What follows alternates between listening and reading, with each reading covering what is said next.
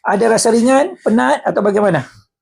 Lumayan ringan sikit. Sudah rasa ringan. Baru 5 kali tolak kita tengah buat urutan bioenergetic meridian massage ya, sahabat-sahabat. Okay, ni yang ketiga kan? Ni rasa sampai ujung jari kaki tak? Terasa betis saja. Betis saja. Wah, di situ sumbat ya. Kedepannya rasa. Malam ni tidur awal ya? Tidur awal ya. Perut kenyang sangat ke lapar? Saya lupa tanya tadi. Sedang lah tadi. Sedang je ya. Tak ada lapar sangat, tak ada kenyang sangat ya. Nanti lepas urut jangan makan yang berat-berat ya.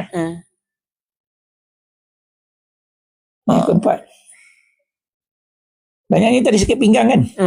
Bahu okey kah? Situ sakit sangat. Sini sakit sekali. Okey.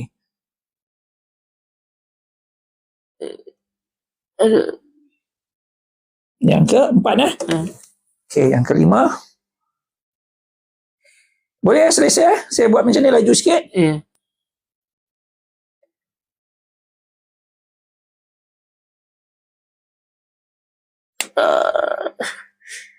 Sini tinggi sikit sebelah sini. Ada kelas urut ke? Ada. Boleh personal coaching dengan saya. Ada asas mengurut ke? Kalau ada asas mengurut, insyaAllah lagi senang lah. Yang kelima Okey.